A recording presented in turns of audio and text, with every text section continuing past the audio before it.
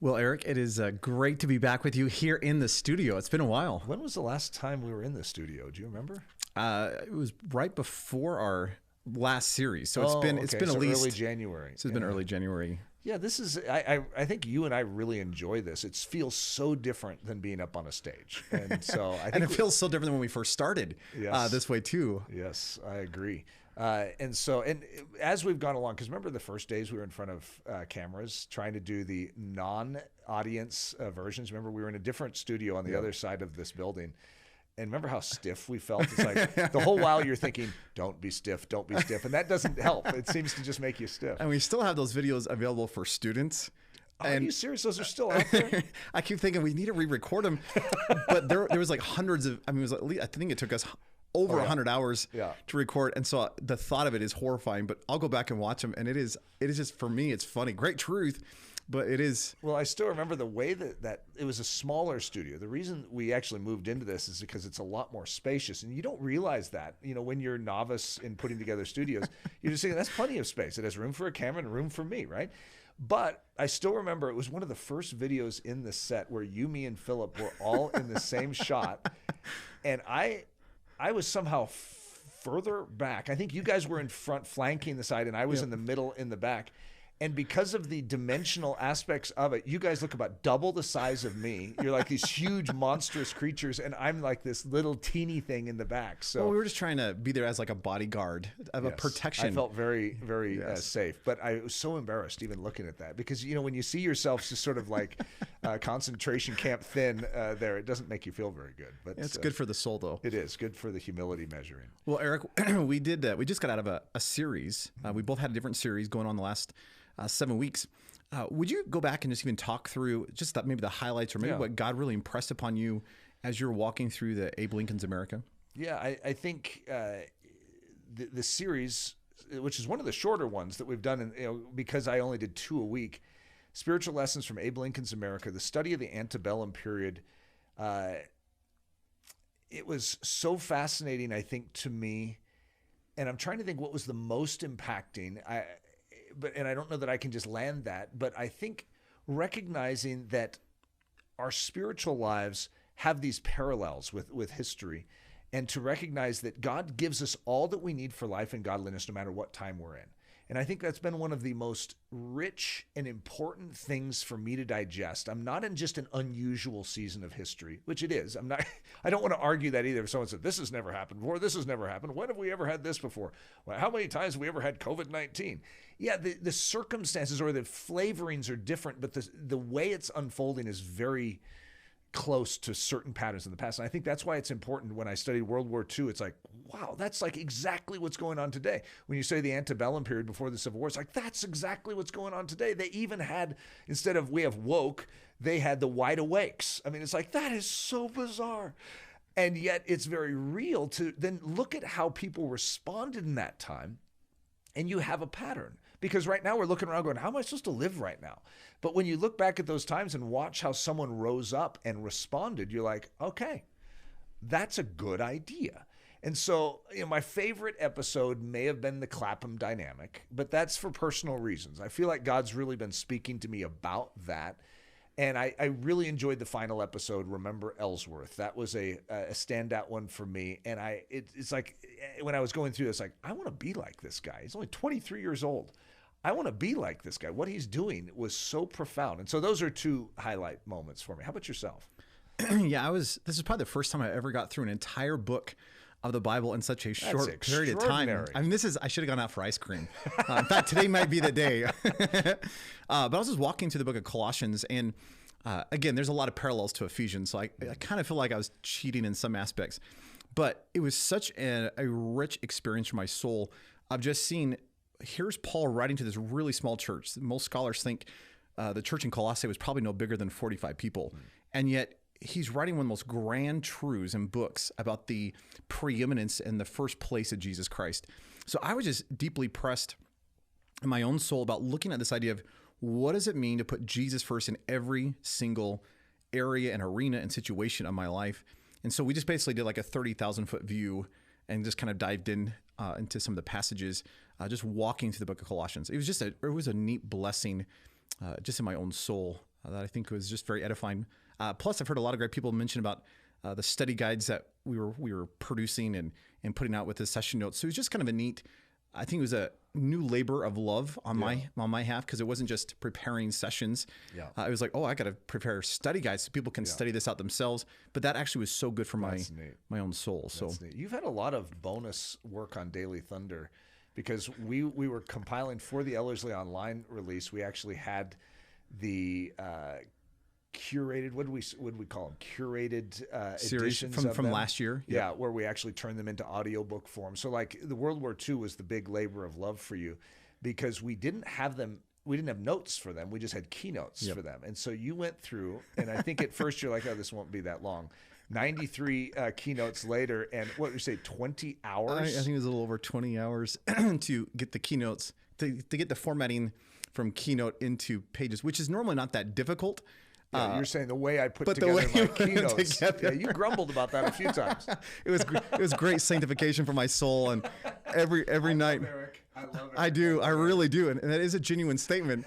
But it was one of those moments where I'm like, okay, this is a labor of love. As I was getting about episode 45, so it was a good blessing for and my soul. Hudson, it was a labor of love for him too, because he was editing and taking off the bumpers of all this, because we had those elaborate bumpers back in those days where we would actually be talking about current things that are going on. We would lead into our session with a whole description. And then after a while, we're like, why are we doing this? This is so much work. It is hard enough to do Daily Thunder, let alone something like that. So, by the way, we should probably, while we're using the word Daily Thunder, maybe we should comment on what's going on now, because it's not very daily-ish right now. So if you were following us right before, like during the November through January season, we basically called it our scattered thunderstorms. Basically, we're releasing one episode a week rather than 5. And it was one way for us to get ahead and start studying for our upcoming series. It was also to help those who've been listening, because we heard a lot of people just say, all right, I'm a little behind on all these series. It's a lot of content. And 5 episodes a week is a lot of content. Yeah. And so we were just kind of giving some space so people can get caught up, so that we can get caught up in terms of... Did you ever get any feedback? Did people get caught up, or did they just go down to 1 a week? I mean, it sort of defeats our purpose if they didn't get caught up, huh? Well, nonetheless, we're moving that direction again. We're actually going to be launching a massive series this summer. Because we've kind of tweaked the way our semesters kind of flow, we're actually going to have like a 14-week series. So instead of just doing a 7-week thing and then having a break and then doing a 7-week, we're kind of pressing them together. So it's going to be a doozy. Yeah, that's right. I'm so excited.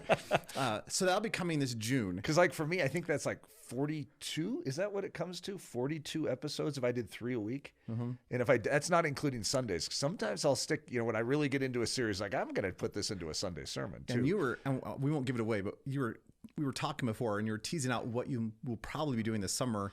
Yeah. And I think it's going to be pretty epic. It's going to be really good. It is. When you have to go 42 sessions minimum, that's a massive topic, whatever it is. So that'll be fun. Yeah. Do you know what you're thinking of doing this summer in the massive zone?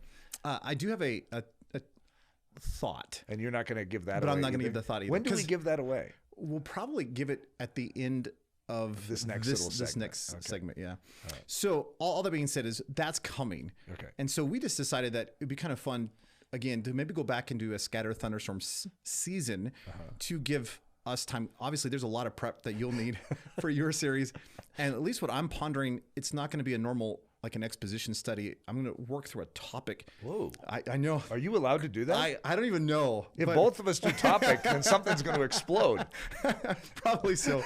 But it's been something that's been really pressing my heart. I want to develop it. It's just going to take some time. Yeah. And so what we decided is, if we go into a scattered thunderstorm season of sorts, but still have a series. Yes. So do you want to explain, or do you want me to explain the kind of the layout of the next 14 weeks? Let me try, and then you can correct it. Okay.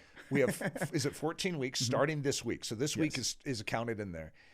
This week and next week, we're going to have 1 episode. So this is our episode for this week. Hopefully it really fills the gap.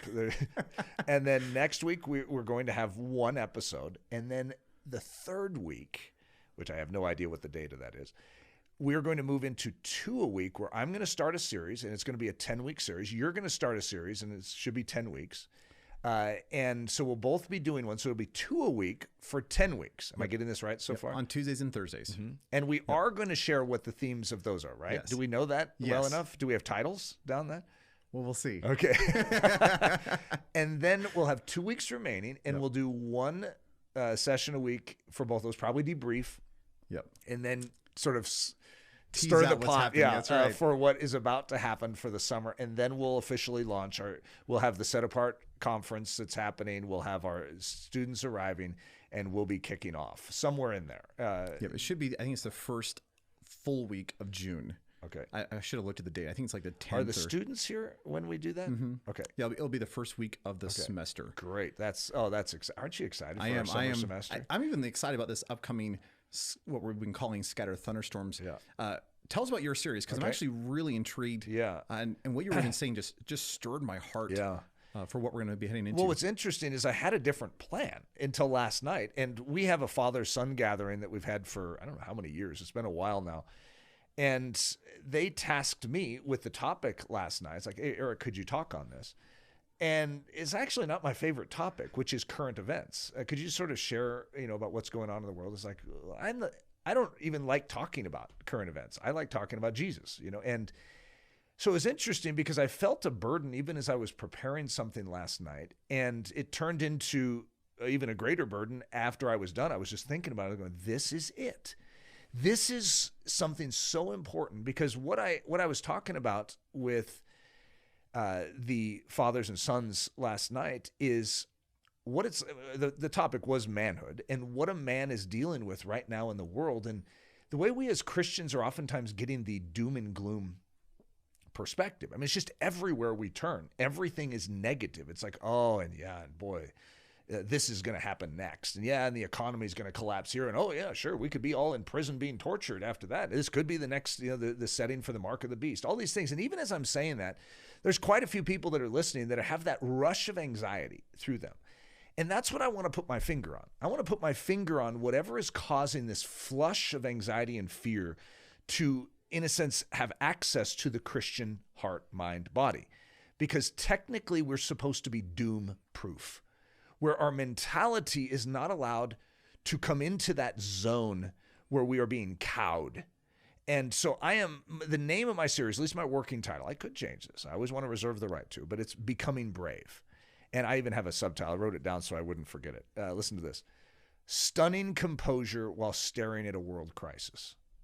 It's good. And I would say one of the greatest felt needs is that we would have stunning composure while staring at the world falling to pieces. But what has happened inside of us? We're not falling to pieces. We're Christians. We're built upon rock. And even when winds and rains beat against us, we do not collapse because we are built of heavenly lumber. We are built upon something solid that will not be moved forever.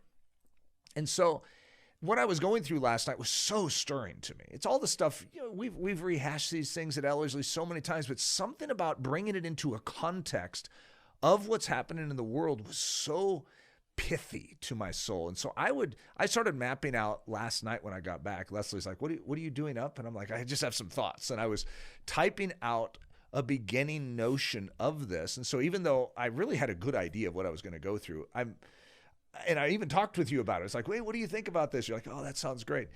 I'm sort of combining a few things and that are very weighty on my heart right now. And I'm just planning on walking through that. And I almost feel like it's as much for me and for my family and for us at Ellerslie as it is for anyone that might want to listen in. I almost feel like this is, okay, let's have a powwow. Let's talk about what is true right now.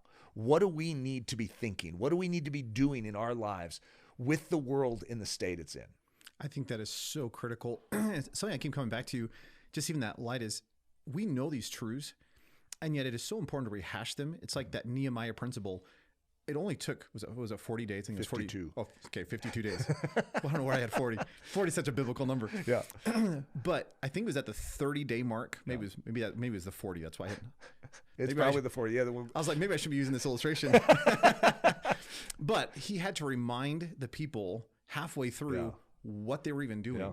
And it is amazing how easy it is to forget the reality of truth, especially in the days in which we live when there's so many distractions. So I think this is going to be so applicable and so important for the Christian soul of like, okay, where is my mind supposed to be? Where is my focus? And the fact that we are called to live boldly for the gospel of Jesus Christ in this generation. I'm so excited. Great. So, well, why don't you unpack what you're going to be going into? Yeah. So in those 10 weeks, that 1 a week series that we're going to be walking through, I wanted to jump back into Ephesians. I've had some people poke at me why I'm only now halfway through the book. So we did finish in this last semester season. We finished chapter 3, which was amazing. So we're now at the turning point in the book of Ephesians. We're now getting into the very practicals, the nitty gritty of what does it look like to take the reality of in Christ, that position, and live that in the streets of our life. And so I'm going to be jumping back into chapter 4. And the beginning of chapter 4 is all about God's calling on our lives. So a lot of us are looking for, okay, what's God's will for my life? What's the direction? And Paul makes it very clear, there is a God-given calling that each of us have, and we are called to live worthy of that calling. So I'm just going to be walking through, okay, let's talk about the calling. Let's talk about what does it mean to live worthy of that. And then he gives some concepts that flow out of that, like unity and humility, that I really just want to flesh out. But looking at this grand thought of, all right, we know our position in Jesus. Now let's actually apply that practically to how we live. So we'll be walking through an expositional study of the beginning of chapter 4. That's great. It is interesting. I have a message called Starting in Chapter 4. Do you remember that? Yep. And so here you are starting in chapter 4. You just probably shouldn't name your series Starting in Chapter 4. But that's a completely different angle, because a lot of people will start in chapter 4 and forget what was in 1, 2, and 3. Right. And if you don't know 1, 2, and 3, well, then you have no power for chapter 4. But that doesn't mean you just have 1, 2, and 3 and chop off chapter 4. Right. So I think that's going to be fantastic. It's so needed for the church to know what it is we're called to, but then to make sure we have that engine to make that call sure. Absolutely. So, well, Eric, I am so excited for what's coming up. And though this is a little bit shorter of a session, or kind of a dialogue bantering back and forth. Is this even a session? We said some meaty stuff in there. It's just fun to be back in the studio with you. It is. Next week, we're actually going to be having a discussion, which I'd love for people to join us in. And then we're going to be jumping into those 2 series in a couple of weeks from now. So if you're not caught up, this is a great season to get caught up on, whether it's the Alfred the Great, whether it's Stanley Dell, whether it's Colossians, whether it's the Abe Lincoln Christian mindset. This is just one of those seasons that over the next few months would actually be a good way of just getting caught up on Daily Thunders before we launch into our massive series this summer, which should be just beautiful. So it's going to be fun. Well, thanks for making this work today. And hopefully this is edifying to everyone that's listening in, because it's fun for us. We're having a great time. That's right. So excited for next week too. Amen. Blessings.